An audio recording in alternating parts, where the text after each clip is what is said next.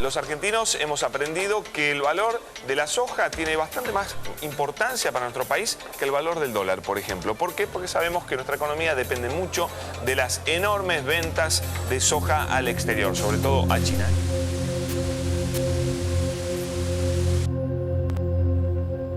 En 2014, la soja son 20,6 millones de hectáreas. Es récord histórico.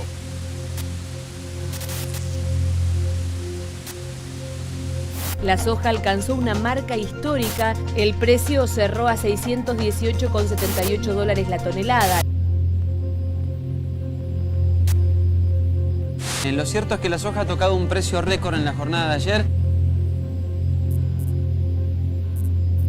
El jefe de gabinete Jorge Capitanich, en su habitual ronda de prensa, le pidió a los exportadores de soja que eviten especular con el precio del grano y también con la cotización del dólar.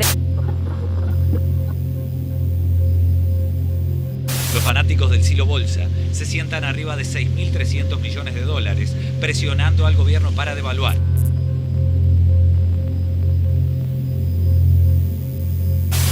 El productor va a liquidar cuando necesite liquidar. El que atesora soja tiene su ahorro ahí.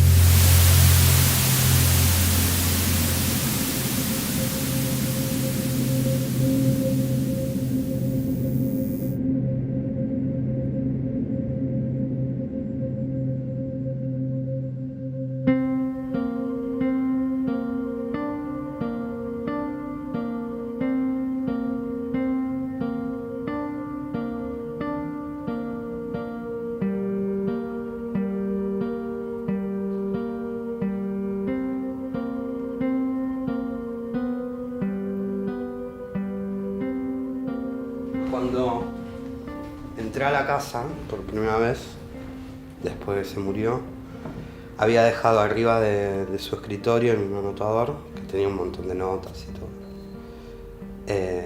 Esto anotaba. A partir de la situación actual. Y nada más. Pareció bastante simbólico por todo lo que venía haciendo él, que de pronto no estaba y... O sea, en medio que me hizo una pregunta. Creo.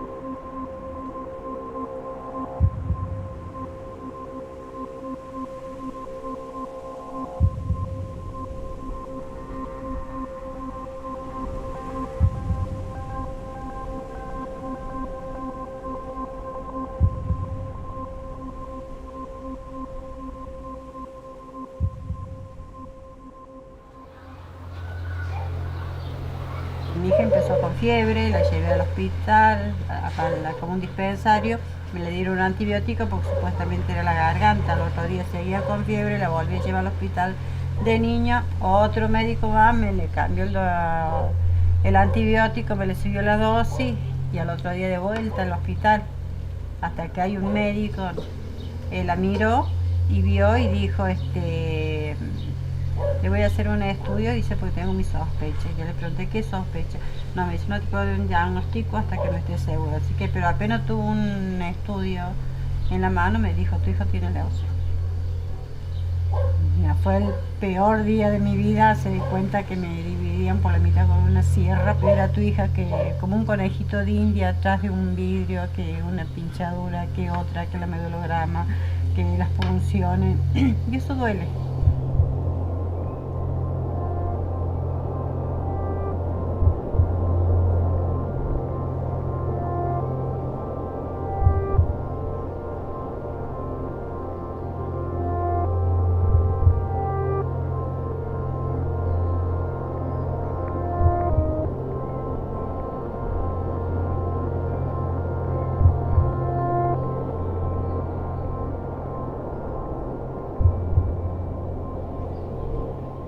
En Barrio Ituzaingó Anexo teníamos un campo de soja a 50 metros de nuestra vivienda y hemos sido fumigadas más o menos por 20 años. En el 2002 se empezaron a detectar casos de leucemia y ahí fue la primera vez que nosotros escuchamos decir agroquímicos. No teníamos ni idea de lo que era. Eso nos llevó a informarnos a nosotros de qué eran los agroquímicos, para qué se usaba. Así fue como descubrimos que eso lo aplicaban en la soja.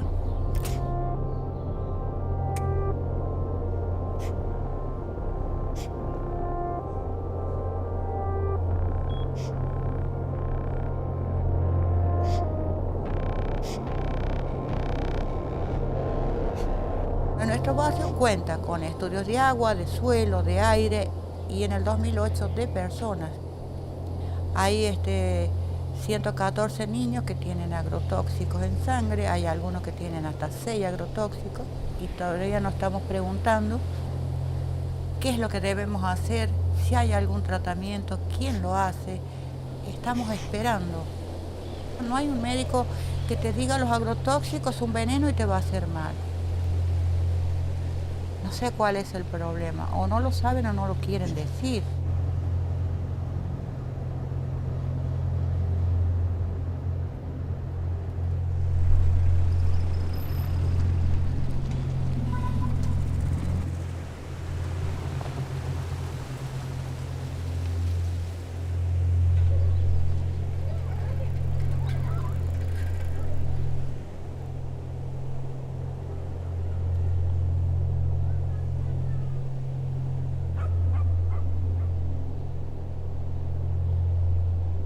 En estos 15 años no hemos tenido respuesta de los médicos, salvo el doctor Carrasco, que fue el que empezó una investigación en esto.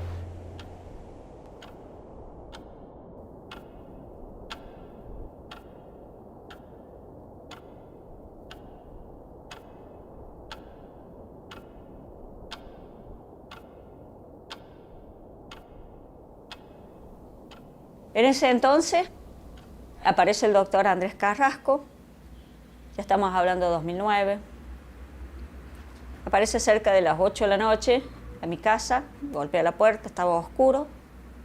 Cuando golpea la puerta,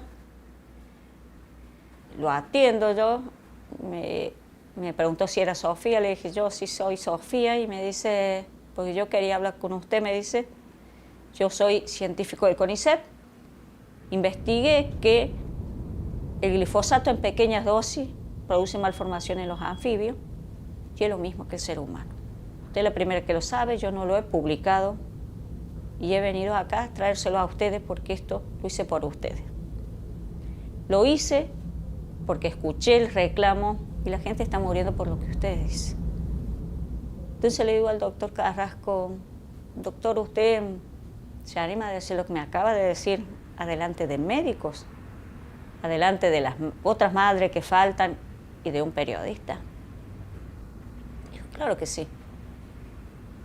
Y el que diga que es mentira mi investigación, que se ponga al lado mío y que lo compruebe científicamente en un laboratorio. Nosotros no empezamos a trabajar en glifosato porque es una molécula atractiva.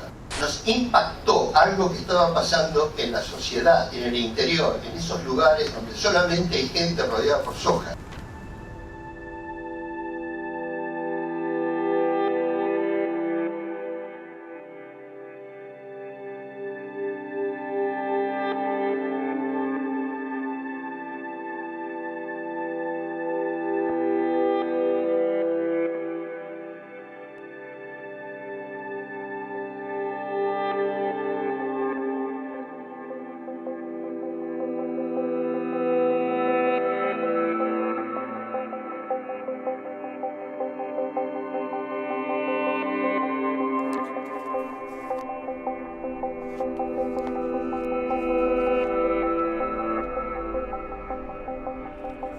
Andrés venía de haber sido presidente del CONICET, venía de tener un recorrido en la ciencia hegemónica, tradicional, la ciencia que es indiscutida desde todos los lugares, con una prolífera producción y publicación científica, y empieza a investigar cuál es el impacto que tiene sobre embriones, él era embriólogo, sobre embriones, la presencia o el contacto con la sustancia más utilizada en nuestro país en el modelo de producción agroindustrial de transgénicos dependientes de venenos, que es el glifosato más los surfactantes. El tema que vamos a tratar con los doctores Carrasco y Lucero es uno de los temas más ríspidos, más controversiales. Yo no tengo una posición tomada, sencillamente porque cualquier posición que tenga no sería educada.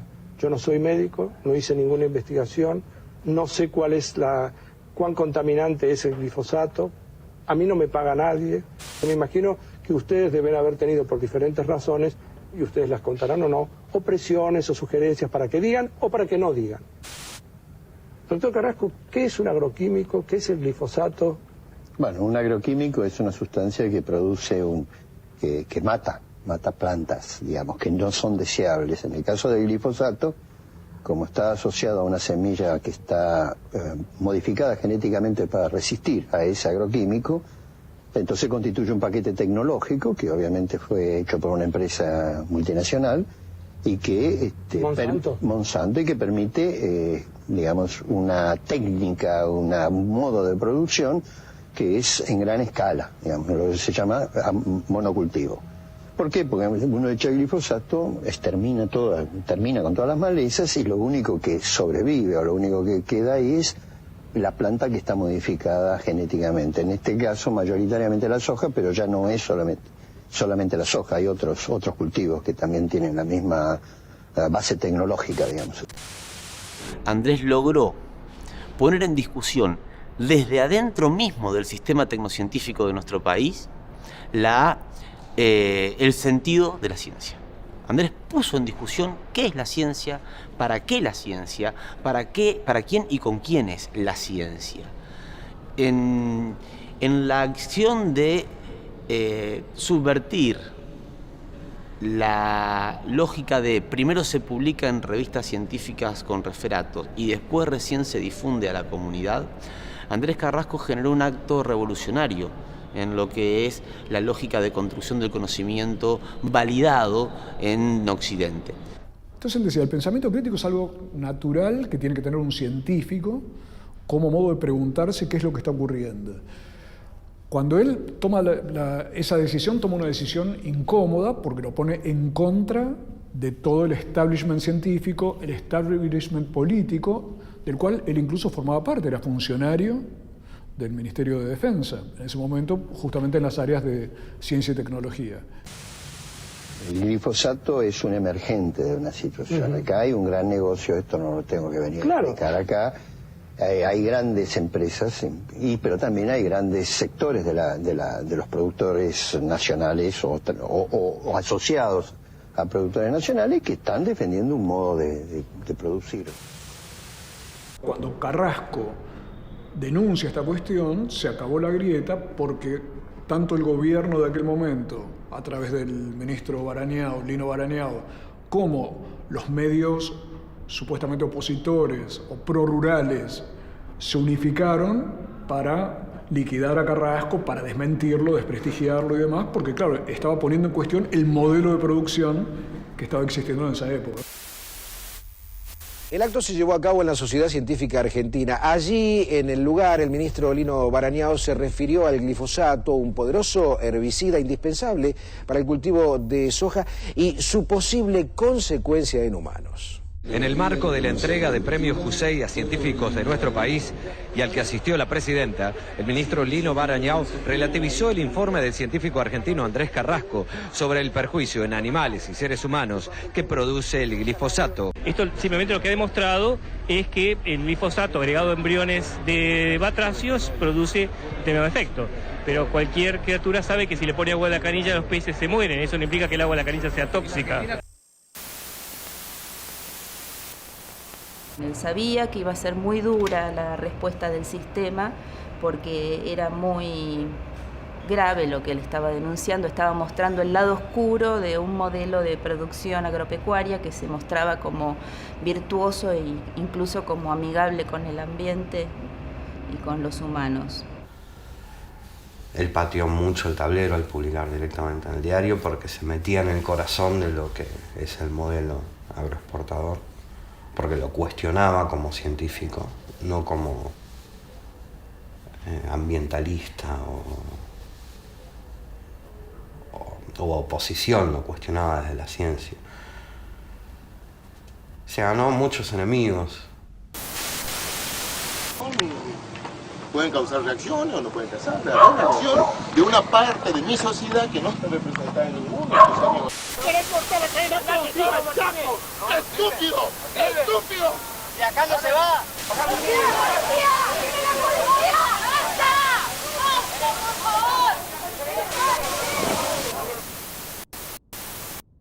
El señor viene a dar una conferencia de prensa. ¿Quiere ir? Sí, acá no están impidiendo salir. Cada está hablando, está pidiendo que se tranquilicen, parece, van a abrir camino para que salga el doctor Carrasco. El señor, gran científico, dice no glifosato, un embrión. Por supuesto sufrió modificaciones. Si vos le inyectás agua destilada a cualquier embrión, también sufre modificaciones. Eso no es ser un gran científico. Pregunto, ¿vos sos médica? No. Después de lo que tuvo que sufrir Andrés Carrasco cuando se animó a decir en voz alta lo que había encontrado en su laboratorio, Andrés Carrasco, presidente del CONICET, máximo investigador de su equipo, con una trayectoria y un recorrido intachable por el campo de la ciencia normal, positivista, de la modernidad, fue castigado, fue vapuleado, fue perseguido, fue dañado hasta físicamente por esa convicción de ponerse al servicio de los pueblos. ¿Cuántos más van a animarse a hacerlo? El proceso de persecución que sufrió Andrés Carrasco no fue contra Andrés Carrasco. Usó a Andrés Carrasco con el objetivo de aleccionar a todos los otros que quisieran emularlo o que quisieran animarse a decir en voz alta lo que ellos también estaban viendo. De manera tal de que antes de decirlo o de hacerlo lo pensasen dos veces. Sobre todo aquellos que no habían sido ni presidentes de CONICET, ni investigadores reconocidos, ni tenían la posibilidad de dirigir, por ejemplo, un laboratorio de embriología en una universidad pública como la UBA.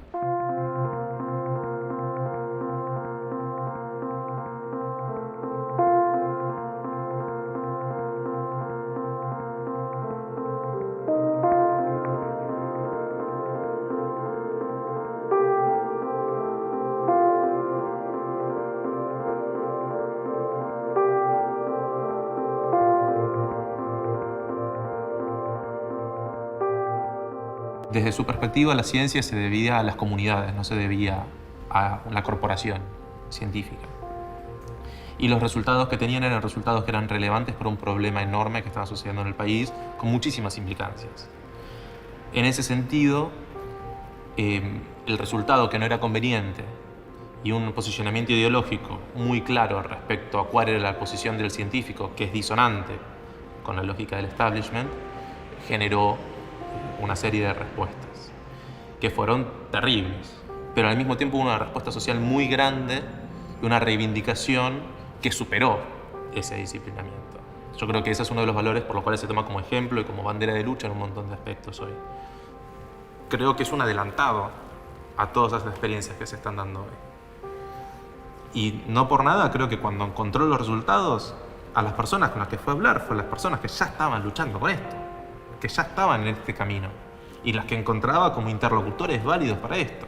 No los encontraba en el ámbito de investigación, no los encontraba en el ámbito estrictamente de la política superestructural. Los encontraba ahí donde estaban con los pies en el barro. Creo que no es fácil ese nivel de soledad en un ámbito tan hostil como el académico.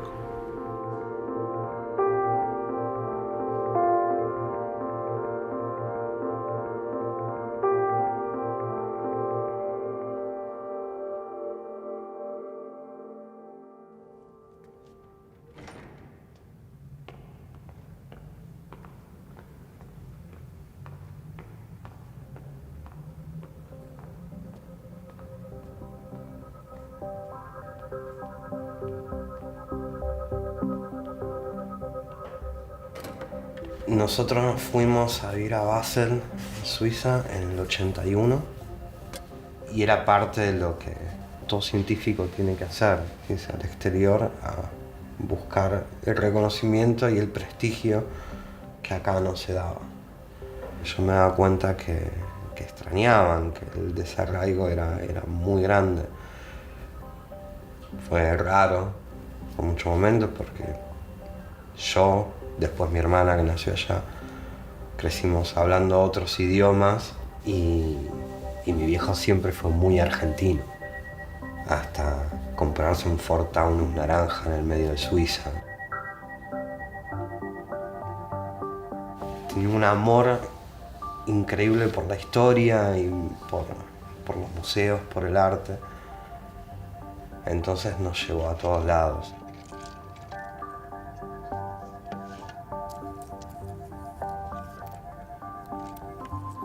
Andrés, junto con otros científicos en los años 80, se preguntó acerca de cuáles eran los genes que regulaban el proceso de desarrollo en los vertebrados. Y a través de un modelo experimental con anfibios, demostró que esos genes eran los mismos que los que regulan el desarrollo en los invertebrados. Algo verdaderamente curioso y poco imaginable en ese momento. Siguió una intuición y una serie de conocimientos y junto con ese equipo lograron describir esos genes que son tan importantes en ese proceso tan crítico para la vida como es el desarrollo embrionario. Él ahí se armó un prestigio muy importante. Ahí Andrés Carrasco empezó a ser una persona importante dentro del mundo de la ciencia. Con laburos que había hecho acá en la Facultad de Medicina, pero donde se terminó de formar allá en Suiza y después en Estados Unidos. Él siempre quiso trabajar acá. Él podría haberse quedado afuera laburando por un montón de guita, haciendo carrera brillante. Me acuerdo cuando estábamos en Estados Unidos, a él le ofrecieron un cargo vitalicio en Toulouse, en Francia. Era toda la plata, el laboratorio propio, era hacer lo que él quería. Sin embargo, decidió volver a cagarse hambre a la Argentina, a montar un laboratorio con 2 pesos. Y me acuerdo de hablar con mi vieja, fue todo un tema, porque era la decisión de su vida. Era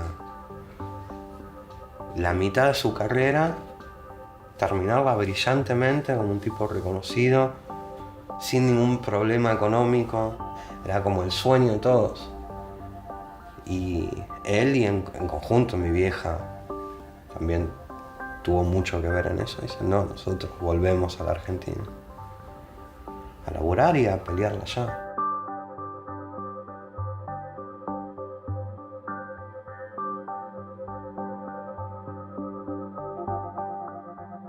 ¿Cuál es la contribución social o política de los investigadores en embriología molecular? La mayor parte de la gente no sabe lo que es embriología molecular. Yo, si no hubiera sido amigo de Carrasco, no sabía que existía el laboratorio de embriología molecular. La empresa Monsanto centra la atención de inversores mundiales, ya que dará a conocer este miércoles sus previsiones para el segundo trimestre del año, aunque no son pocas las críticas a las que se enfrenta. En esta ocasión, la resistencia viene por parte de un pequeño pueblo de Argentina, y es que un grupo de vecinos acampó en una zona donde el gigante transgénico construiría una de sus plantas y ha bloqueado las obras. Es una empresa, ustedes la conocen, Monsanto, que tiene un objetivo que es construir un espacio para desechar agrotóxicos. La lucha comenzó cuando parecía que ya no se podía hacer nada. Una inversión de 160 millones de dólares y la creación de 400 puestos de trabajo en una de las poblaciones más pobres de la región. Con esas cartas, Monsanto jugaba en la Argentina la instalación de su mayor planta de secado de semillas transgénicas del mundo. Fue la acción de los vecinos y de grupos defensores del medio ambiente quienes impidieron la puesta en marcha de la que se entiende es una planta de productos contaminantes agroquímicos. Creo que el mundo se está manifestando y le está diciendo no a este tipo de política, a este tipo de modelo que intenta claramente envenenarnos, contaminar a costa de la salud de todos los pueblos del mundo. A partir de esto se empezó a pensar en qué se come, qué se produce, de qué vivimos.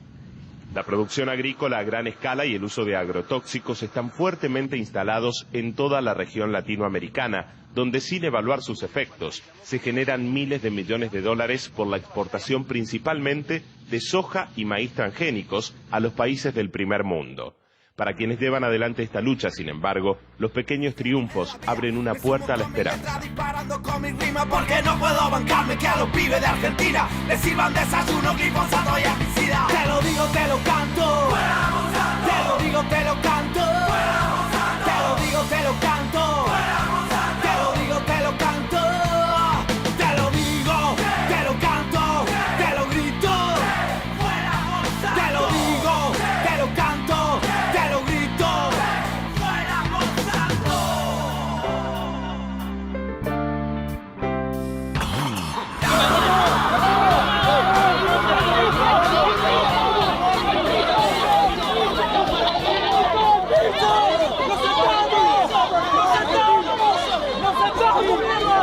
¡Pasan para atrás! ¡Hay todo un pueblo acá defendiendo! ¿Qué le van a pasar por arriba a las chicas? A los chicos, a los niños. ¡Están locos! ¡Retroceda, por favor! A las 12 del mediodía se calmaron un poco las aguas y los asambleístas por la vida siguen deliberando acerca de lo ocurrido en esta dolorosa y tensa mañana que terminó con heridos. Me agarraron, esta vez vinieron con mujeres que nos mandaban que nos pegaran. Intenté llegar y varias veces tropecé porque me pegaron muchas trompas en la cabeza, en la cara. Liberando la zona a la policía, con la complicidad de la SOTA, permitiendo que toda la pata pueda venir a hacer todo esto. Y nosotros tenemos bien en claro que la única forma de resolver este conflicto es vía democrática a través de una consulta popular, que es lo que venimos exigiendo hace un año y medio a través de la Asamblea Mañana Lucha por la Vida. Resistiendo brutales represiones, el acampe logró que se hiciera foco en el conflicto. La justicia ordenó paralizar las obras hasta que se presente un debido informe de impacto ambiental y la presión social llevó al gobierno de la provincia a dar marcha atrás en su aprobación al proyecto. La Asamblea Malvinas Lucha por la Vida realizó en la puerta del predio de Monsanto un festival para reclamar en contra de su instalación. Entre otros, se escuchó la disertación del doctor Carrasco, miembro del CONICET. Bueno, porque Monsanto representa lo que me parece que no queremos en este país. Que se hagan dueños de la tierra, que se hagan dueños de las semillas y que impongan modelos productivos, de los cuales los principales beneficiarios son ellos. Primavera sin Monsanto fue el nombre de esta convocatoria que en una zona descampada supo convocar a cientos de personas que se suman a millones en todo el mundo. Hemos hecho varias actividades en el Hospital Garrahan.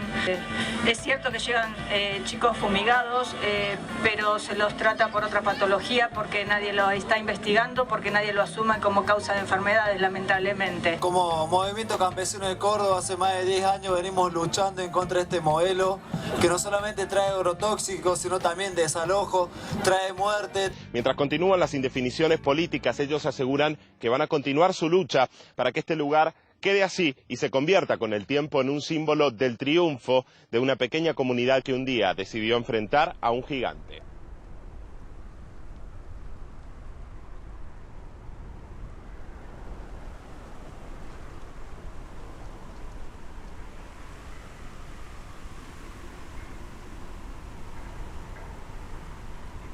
Porque a raíz de la presión ejercida por la comunidad de Malvinas Argentinas en la provincia de Córdoba, Monsanto, la multinacional productora de semillas transgénicas y agroquímicos, decidió desmontar su planta. Así se lo afirmó un alto directivo de la empresa.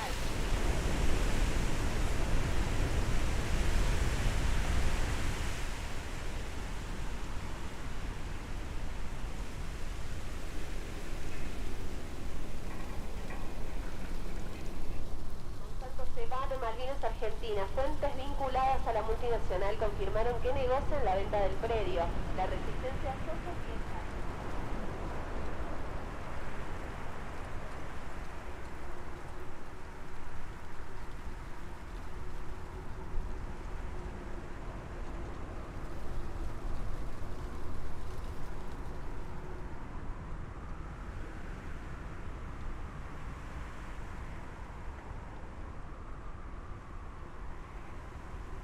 Por lo tanto, una ciencia tiene que tener una definición de mundo. ¿Qué mundo? ¿Qué sociedad queremos? Dentro del capitalismo, y dentro del capitalismo no vamos a tener una ciencia diferente. Lo que no puedo contestar, y me parece que me corresponde que lo diga, es cómo se hace. Contestar la sociedad, lo tiene que contestar la gente, lo tienen que contestar inclusive las nuevas generaciones. Cómo generar conocimiento que esté dirigido hacia otro lugar. Mi definición personal de hacia dónde es hacia la sociedad, hacia la gente, no hacia la renta, hacia la ganancia. Y eso redefine el paradigma, redefine las metodologías, redefine las direcciones, redefine las preguntas y redefine las respuestas.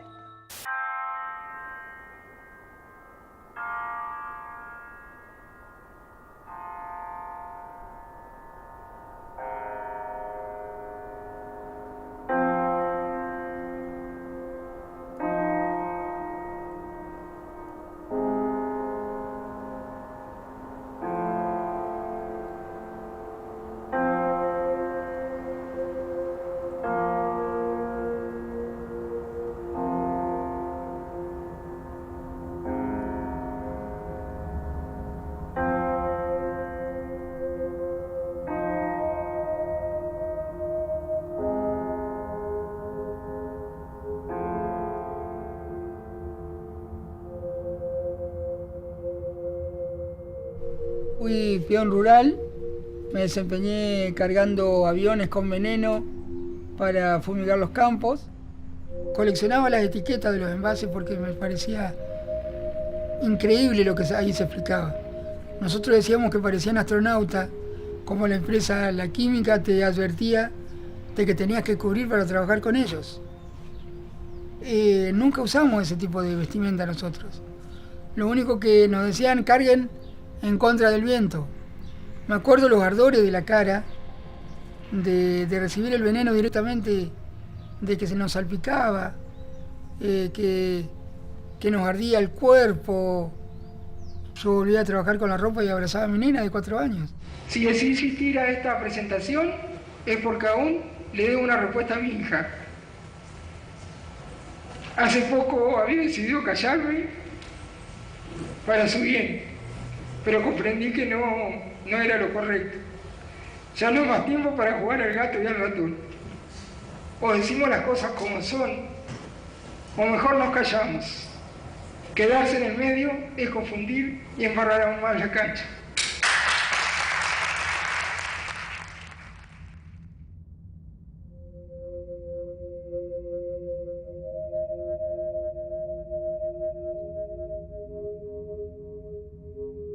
Veo que adelante mío había un hombre de ojos claros, yo no conocía. Lloraba como no lloró ninguno esa noche, fue muy raro, yo no estaba acostumbrado a esto, por contar lo que me había pasado.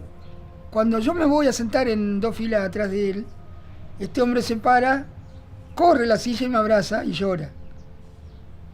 Y pasa al frente. Y digo yo, dice, bueno, yo soy Carrasco, yo no podía creer.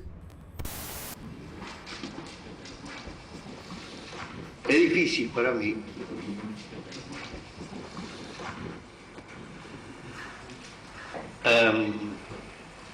hacer esto que tengo que hacer. Después de lo que escuché y que comparto, me tengo que poner en el lugar para lo cual vine, que es hablar de lo mío.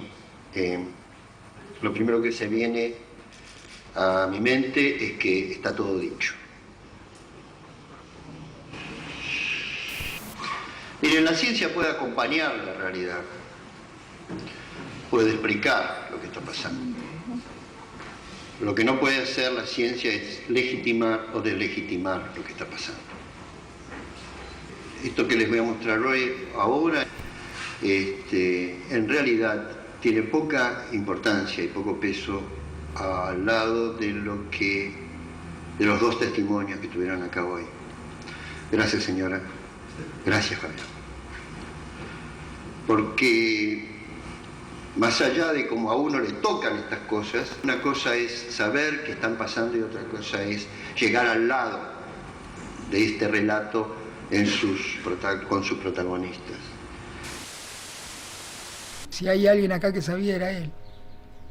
Y si hay algo que rescato de él es haber entregado toda su vida de sacrificio y buena presencia, entre comillas eso, nunca la perdió, pero para el común de la ciencia sí, pasó a ser el detractor de todo lo que los otros defienden. Y todo aquel que se opone al éxito termina siendo una sombra, de ahí Mi frase, que es "yo soy la sombra del éxito", surgió de pensar todo esto, ¿no? Yo creo que él también tuvo un gran pesar por haber asumido lo que asumió, pero ni aún así su luz fue apagada, para nada. Para nosotros, los afectados, sobre todo mucha gente, en silencio lamentablemente, pasó a ser un ídolo. Y mira que yo no creo en los ideales, en personas impolutas, pero yo creo que él fue algo muy especial. No pueden ser exceptuados de esa responsabilidad aquellos que tienen la responsabilidad no de trabajar para Monsanto, sino de no callarse la boca. No callarse la boca. Ni con Monsanto, ni con Grobocupatel, ni con aquellos que tendrían que instrumentar los mecanismos para proteger la naturaleza, o preservarla, o monitorearla, como quieran llamarle, y no lo hacen. Ese descompromiso puede ser del político, puede ser de la empresa, puede ser de muchos, puede ser. También es de los científicos, porque ellos tienen la obligación. La ciencia no es neutral, y si los científicos piensan que la ciencia es neutral, están cometiendo no solamente un error, sino una irresponsabilidad. Porque cada creación tecnológica y científica, y este es un ejemplo, está destinada a un propósito. Y los propósitos no siempre son virtuosos. Y no es un problema de contenidos, es un problema de sentidos, porque no hay ninguna perversión en agarrar una semilla y ponerle un pedacito de DNA. El problema es que hay un sentido de ponerle un pedacito de DNA adentro de una semilla para que esa semilla sirva para hacer algo que uno quiere que haga. El hecho en sí no tiene valor ético, es el sentido de por qué se hace eso con la ciencia. Si el contenido puro es contenido, pero siempre hay un sentido. Y los sentidos no son neutros, como quieren algunos colegas. Los sentidos tienen intenciones. Los sentidos tienen contextos históricos, tienen intereses económicos, tienen cuestiones políticas, tienen cuestiones ideológicas, o tienen estupidez. Que quizás sea uno de los males más grandes de esta humanidad, la estupidez. Gracias por haberme escuchado.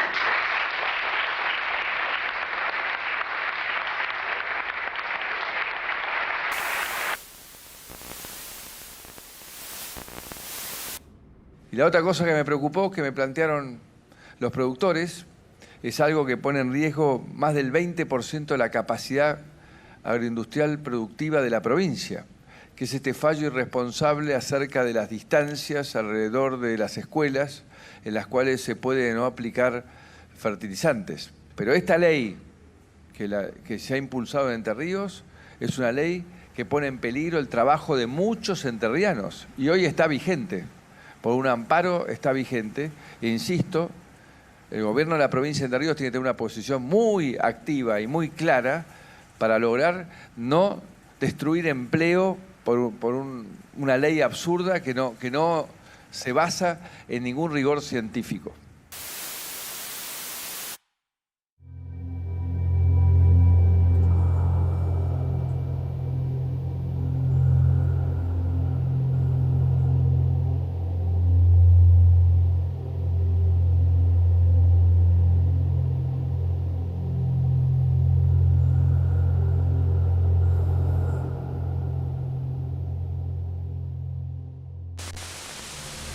Entendiendo que entonces no tenemos una sola sustancia química, sino que tenemos un cóctel de químicos que se utilizan en los territorios, es, desde nuestro punto de vista, absolutamente inaceptable que se quiera plantear el discurso de las buenas prácticas agrícolas a partir de la presentación de quien aplica el veneno como si fuese un astronauta para garantizar sus medidas de seguridad.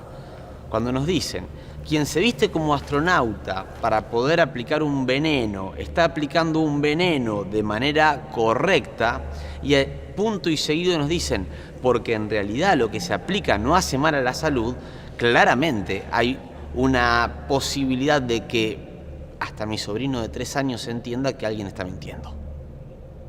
No se puede justificar ni explicar que una sustancia que para ser aplicada requiere de un traje casi de astronauta no genere ningún impacto en la salud de las poblaciones que son expuestas a estos. Porque por otro lado, ese traje de astronauta es para el que está aplicando, pero no es para el que está viviendo, para el que está tomando el mate en su casa a la espera del atardecer, o para el que está durmiendo cuando están aplicando con esos trajes de astronauta en los campos a menos de 1000 metros de sus casas este tipo de venenos.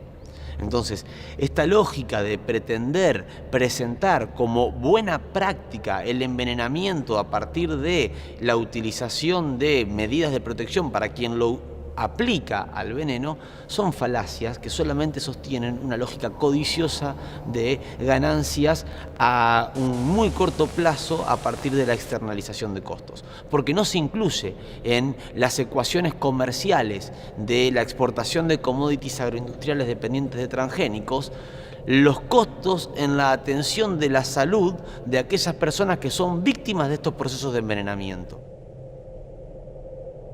¿Cuál es el margen de ganancias que hay que obtener para justificar que un niño de nuestro territorio nazca con una malformación? ¿Cuál es el margen de ganancias que hay que obtener para poder justificar que a una persona en nuestro territorio se le desarrolle un linfoma no-Hodgkin o se le desarrolle una leucemia o un mielomeningocele? Digo, esta es la pregunta que desmonta la falacia de las buenas prácticas agrícolas entendidas como aplicación de venenos con algunos cuidados. La única buena práctica agrícola es la producción de alimentos sanos, porque sin alimentos sanos no hay pueblos libres. Y los alimentos sanos no pueden producirse en territorios enfermados, y digo bien enfermados, a partir de la contaminación y la irrupción de venenos, porque los transgénicos que se han instalado en nuestros territorios son transgénicos preparados para ser adictos a venenos. Ni se han parado a pensar en el desastre que están causando. En los desmontes, en las inundaciones, en los desalojos, en las enfermedades. A la persona que cree que porque no está expuesta al lado de un campo de soja o porque vive en un country que no le va a llegar, que le va a llegar porque se lo van a poner en la mesa, en la fruta, en la verdura, en el agua, se lo van a llevar a domicilio. El modelo está descontrolado y esa es su manera de expandirse. Acá se trata de cambiar de raíz el modo de producir alimentos, porque lo que se produce en este momento no son alimentos, sino commodities para la exportación, y eso reemplaza la producción de alimentos, con lo cual nuestros alimentos son de mala calidad, caros, etc. Pero además estamos enfermándonos, estamos intoxicándonos, y eso no hay manera de regularlo con una reglamentación o con un área de excepción para las fumigaciones. Tenemos que cambiar de cuajo este modelo que Andrés caracterizaba como ecocida y genocida.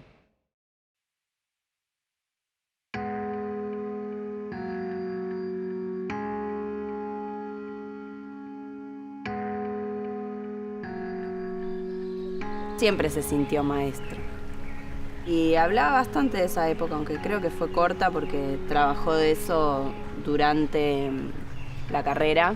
En los últimos meses de su vida, el último año, él recibe un mail donde un hombre ya grande, de casi 50 años, le contaba que había sido su alumno cuando él era maestro y que recordaba muy bien qué clase de maestro había sido él, que lo había motivado, que era un maestro desobediente, como él fue Andrés en todos los ámbitos, desobediente, que no seguía la currícula, sino que generaba situaciones, digamos, de contacto con la naturaleza o de espacios creativos, donde los chicos ponían en juego muchas cosas que otros maestros no permitían, y este hombre reconocía que había seguido la historia de este maestro a través de los medios, y que lo admiraba y lo respetaba, y que estaba muy orgulloso de saber que ese maestro había seguido adelante con sus ideas y peleando por situaciones de justicia en distintos ámbitos, Y también cerraba la carta diciendo que este maestro había hecho de él una persona mejor. Y esto es realmente muy, muy emocionante. Andrés, cuando leyó esa carta, lloró mucho y compartió conmigo ese sentimiento. Es una de las cosas que yo recuerdo que más le ha emocionado, por lo menos en el tiempo que compartimos.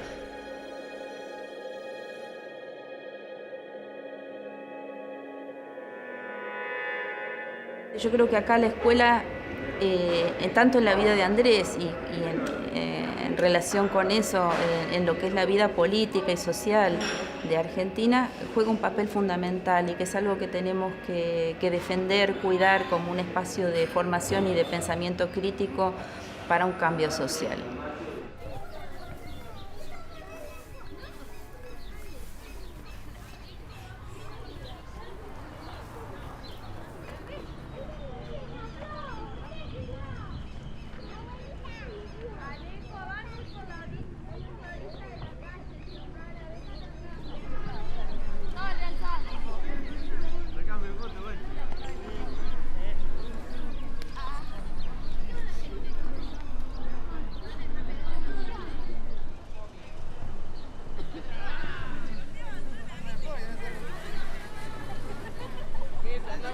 Saladillo es una sociedad tradicional, una sociedad que vive del campo. Muchos chicos trabajan en el campo, muchos chicos nuestros. La escuela está en lo que es, digamos, la periferia de la planta urbana y de acuerdo a normativa hasta 500 metros es permitido fumigar. Así que imagínate que estamos en situación de riesgo.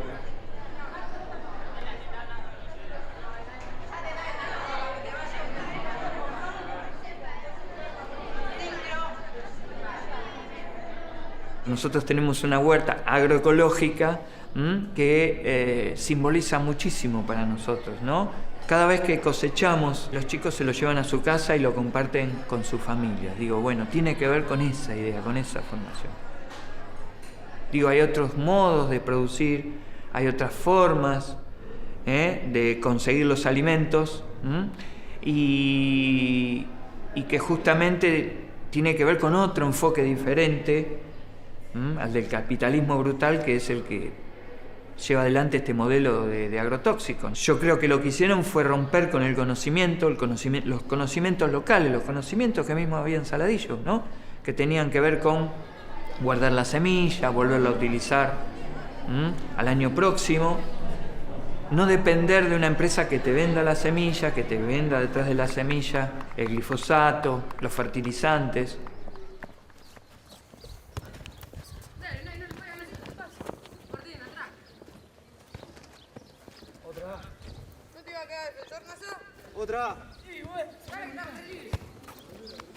Pensamos la escuela en forma democrática, digo, así como podemos pensar los acuerdos institucionales de convivencia todos, ¿no? Que todos sean parte, también pusimos en juego ponerle el nombre, ¿no? Entonces convocamos a toda la comunidad educativa de Saladillo a que participen, la hicimos abierta, vecinos de otras escuelas, bueno, por supuesto los estudiantes. Surgieron 3 propuestas, por supuesto que había que fundamentarlas. Una fue René Favaloro, Luis Alberto Spinetta fue la otra propuesta, y Andrés Carrasco. Los chicos les encantó la vida de Andrés,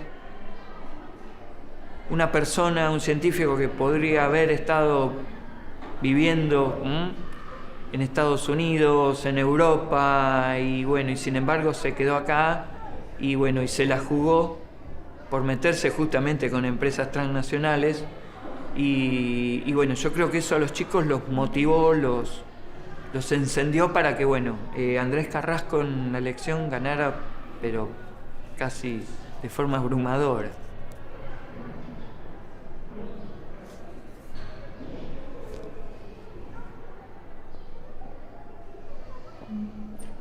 Y que bueno, quede como también, ¿no? Como un modo de vida el que egresar de la secundaria 5 Andrés Carrasco tenga un sentido que tenga que ver con eso, con amar la vida y con apropiarse de derechos, de derechos ambientales, de derechos sociales, de todos los derechos.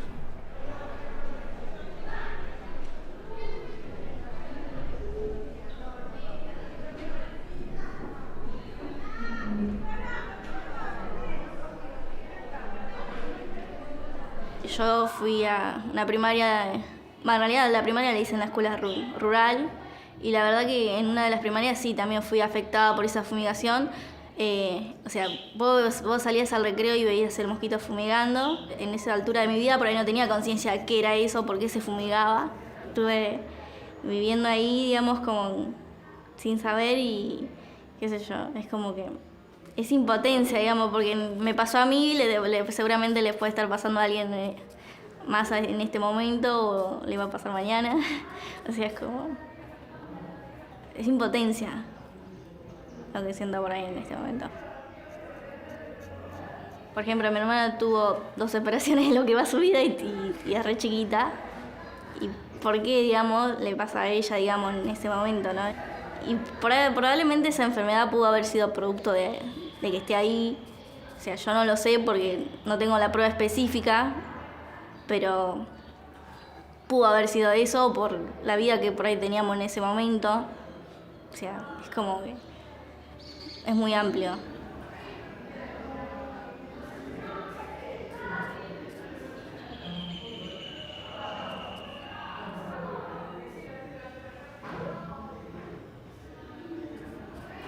Ya cuando me enteré que era un científico que se animó a decir que había esta problemática de decir, y también de preguntar a la ciencia misma para quién es la ciencia, ya creo que ya ahí rompió incluso ya el sistema, porque es como que venimos hablando siempre de lo mismo y es como decir una esperanza, por decirse entre comillas, ¿no?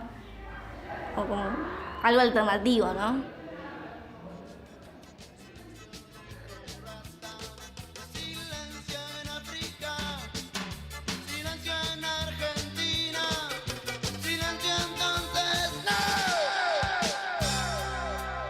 El silencio es la ausencia de sonido o ruido, que puede ser durante un lapso pequeño o pausa, o durante un tiempo prolongado. Silencio cómplice. Complicidad. Actitud con que se muestra que existe conocimiento por parte de 2 o más personas de algo que es secreto u oculto para los demás. Silencio cómplice.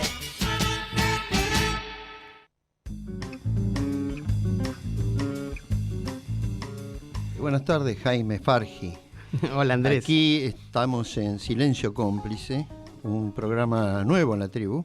Sí. El que les habla es Andrés Carrasco.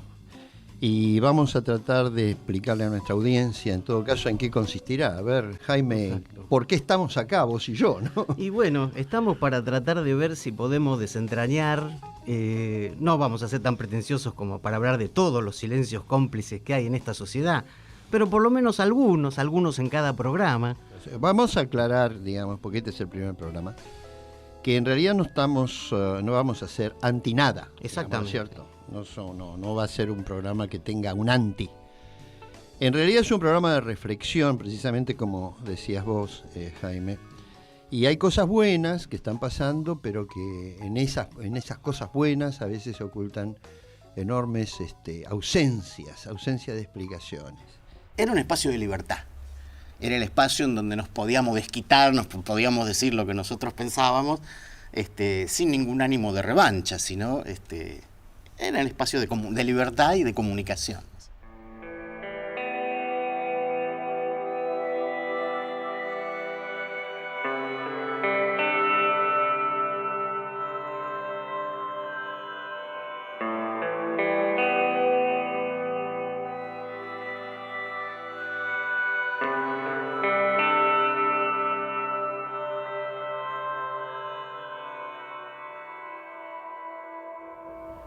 Pero como lo veía yo desde adentro de casa, nunca lo vi tan feliz consigo mismo, tan en paz consigo mismo, como cuando él se vio sirviendo como científico a la gente.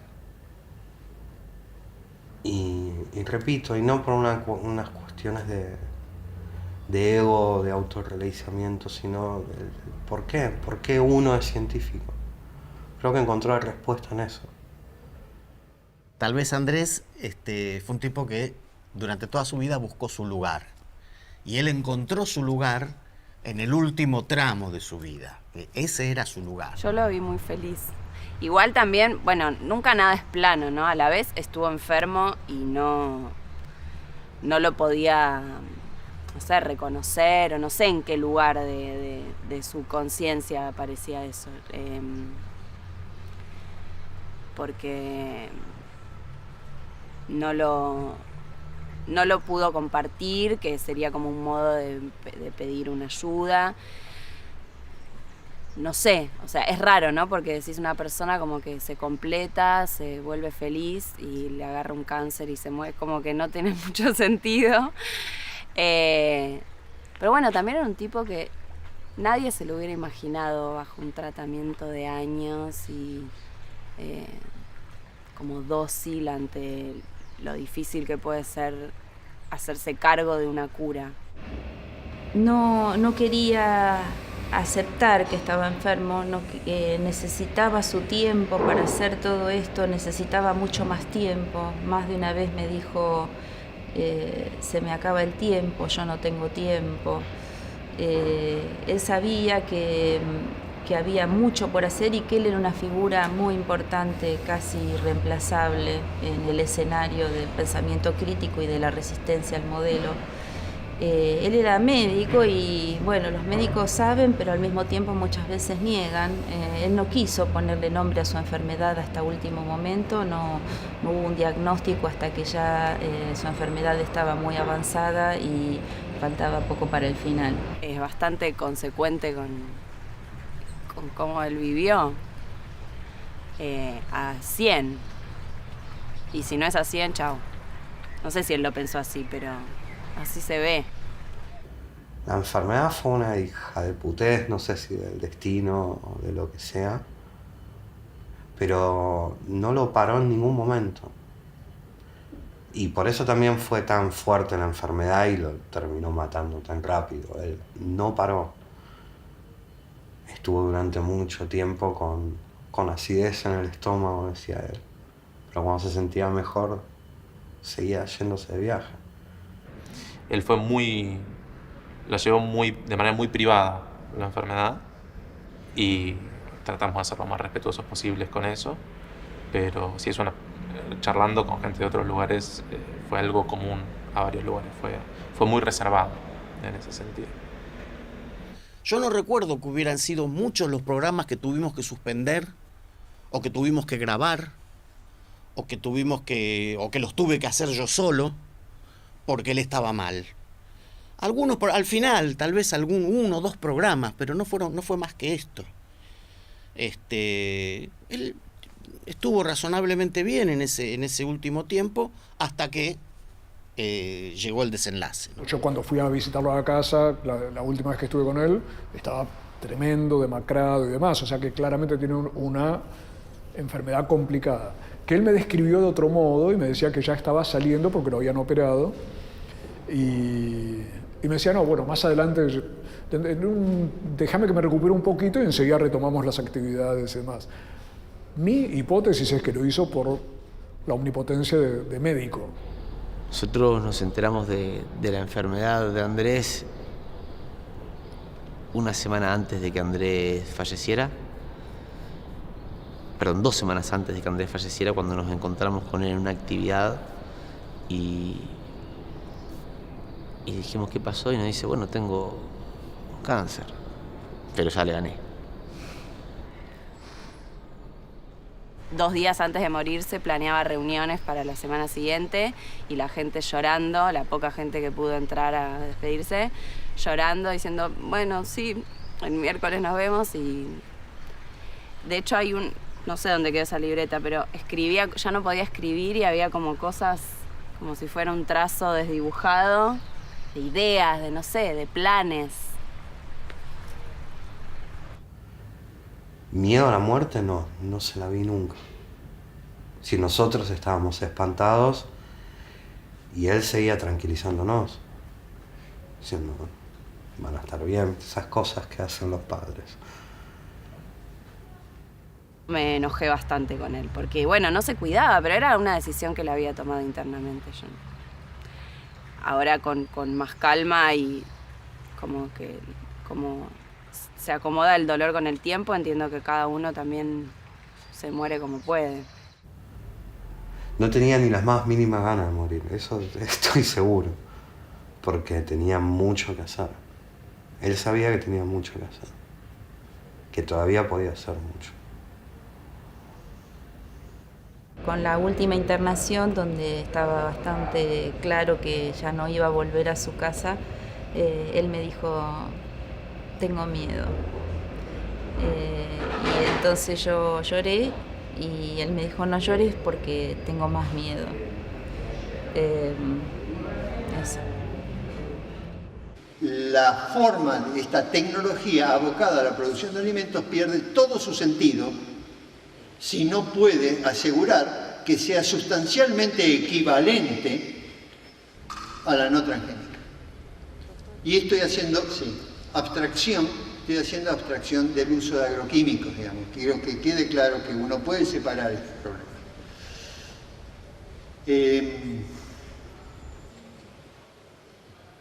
No, yo voy a dejar acá, porque ya me pidieron y sé que está todo atrasado, así que les agradezco mucho. Podría comentar alguna otra cosa, pero tengo que hacer.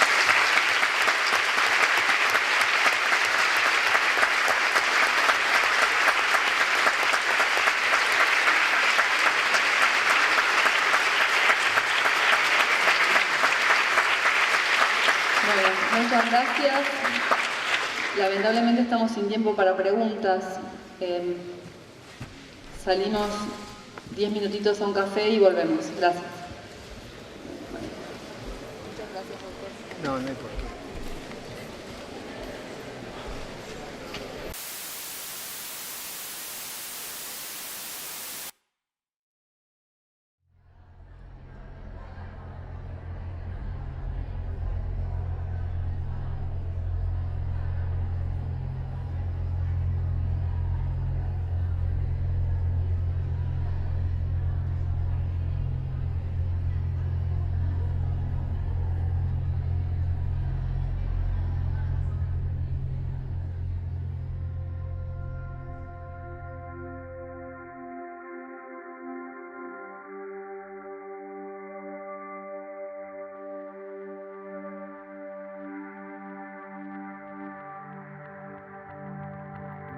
Como todos, tenía miedos, intuiciones, supersticiones, creencias. No era una persona en la que todo pasaba por lo racional. En su complejidad había también mucho de eso. Le gustaban mucho las piedras, algunas las tenía con él como amuletos. Tampoco es que decía, este es mi amuleto que me sirve para algo, pero estaban ahí cerquita. Sí, él tenía una piedra que creo que era una pirita. Se supone que es una piedra energética, que es una piedra protectora. Y él llevaba siempre esa piedrita con él. Y hubo un momento en que él la perdió cuando lo internaron. Y se volvió loco buscando la piedrita. Yo lo ayudé mucho a buscarla, nunca la encontramos. Y él sintió que ahí estaba pasando algo grave. Yo le conseguí otra, pero no fue lo mismo. La piedrita justamente la trajo de la casa su hijo Andrés, en el momento en que estábamos velándolo, y yo la puse en sus manos, o sea, se fue con la piedrita.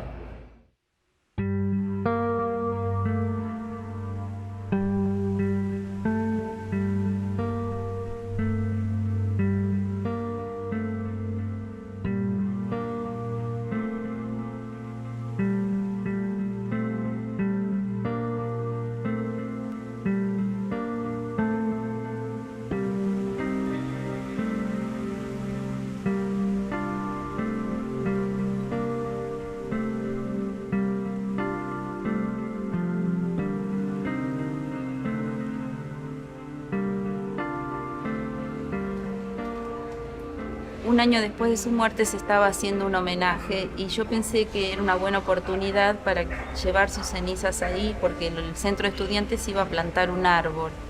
Y una anécdota que tiene que ver con esto, que también tiene que ver con las cosas no dichas, con las intuiciones y con maneras de comunicación que tal vez no comprendemos, pero que seguramente existen. Cuando estábamos por llevar las cenizas a la reserva, Marcelo Ruiz, que fue el rector de la Universidad de Río Cuarto, se acercó a mí y me contó que había hablado con Andrés unos días antes de su muerte, cuando él estaba internado, y que en esa conversación Andrés le dijo, como jugando, si me muero, quiero que mis cenizas estén allí. Me sorprendió enormemente lo que me estaba diciendo, porque yo no sabía nada de eso y había pensado de manera independiente esta idea de llevar las cenizas ahí. Y bueno, y ahí comprendimos que sin haberlo hablado estábamos cumpliendo un deseo de Andrés. Y bueno, nos abrazamos, nos emocionamos mucho y después hicimos la ceremonia. Y Andrés estaba presente.